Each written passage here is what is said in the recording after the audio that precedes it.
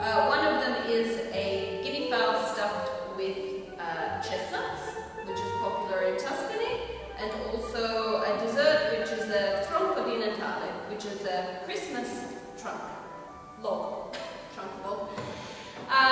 First we're going to be starting with the main course, which is the stuffed guinea fowl. I'm going to go through the recipe quickly, but all you need to do is email us, and I'll give you those details at the end of the lesson, and we'll send you an email with the full details. So if you don't have a pen and paper ready, don't worry, because we'll send you everything. But to go through things quickly, this is for 8 to 10 people. What you will need is one guinea fowl, which you need to debone. So after you butcher, to debone the guinea fowl and keep the bones, because you will need those.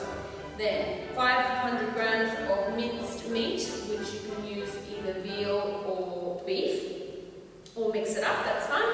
100 grams of dried chestnuts, which look like this, which you can probably also get frozen, and these will soak, and we'll explain how to do that. 70 grams of bread, 200 milliliters of milk. Then you'll need some parsley, rosemary and sage. If you can't get those, then you can also use thyme, if you like. Clove of garlic, 1 egg, 2 tablespoons of grated Parmesan cheese, and then you'll need 100 grams of pancetta, which looks like this.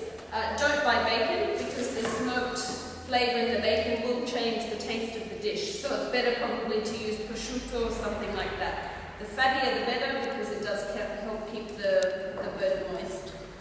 Then you'll need a carrot, a stick of celery, a red onion, or a white onion's fine, brown onion's fine, a glass of dry white wine. You'll need then some broth or some water, which we'll add while the bird's cooking.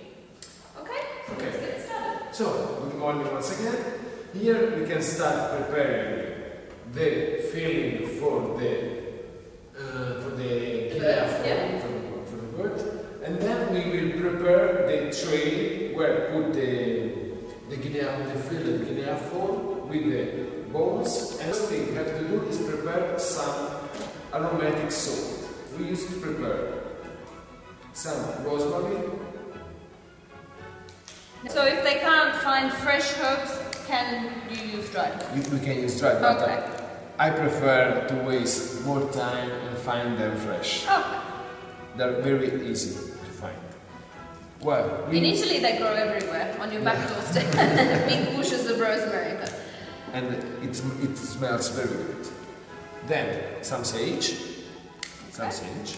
You can use the dried ones, but I always suggest you to search the fresh ones. Then with a chopper, or you can use a small food processor. You have to chop them very finely. Without chopping off the fingers, obviously.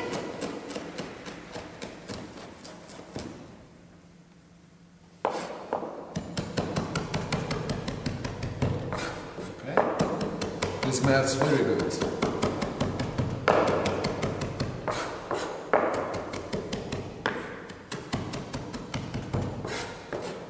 It's better to chop them very finely, and we can use them instead of the salt, because now we are going to mix the herbs with some salt and some pepper.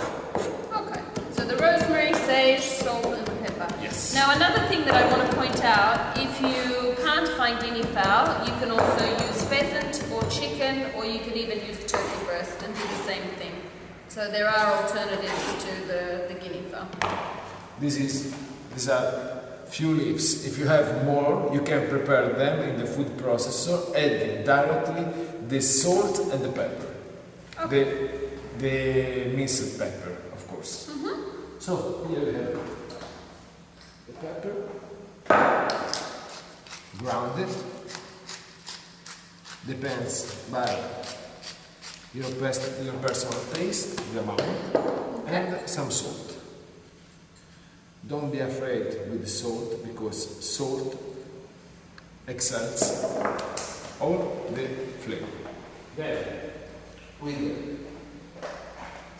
have to mix everything together, and this is an aromatic salt You can do it with all the herbs you wish.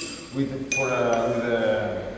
garlic, using, for example, bay leaves, using thyme, and you can conserve it for a few days. We can prepare our filling. Here we have the meat and the chestnuts. Okay, so just to let you know what we did prior to this, is we took the dried chestnuts and in 200 mils of milk, we boiled them for about 20 minutes, just so that they got soft. So this is something we did beforehand. And then we've added them to the mincemeat. Well, now we take a glass, about 200 milliliters of milk, and we will use it for soak the bread. Okay. So this is the 70 grams of bread, about. I suggest you to get away the crust. So here we're cutting off the crust. The bread needs to keep the filling moist. Okay. Because otherwise it may soak. I suggest you to use a soft bread.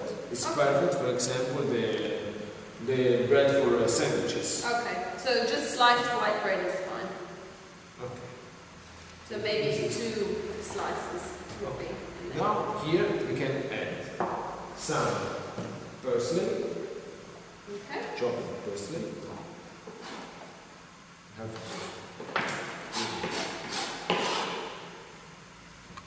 The stems out. Yes. Okay. That's it. And now we chop like we did before. We press everything together.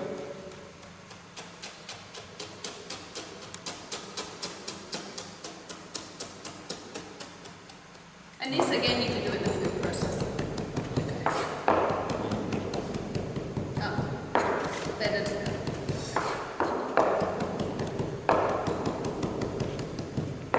Everything is just a little bench. Then the garlic clove. Okay, so 1 clove of garlic.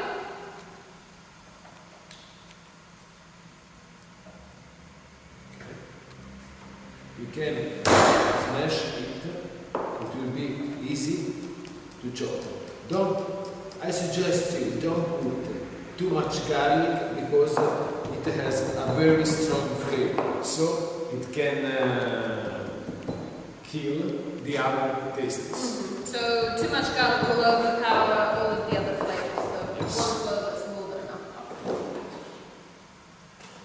Then you have to put. Okay.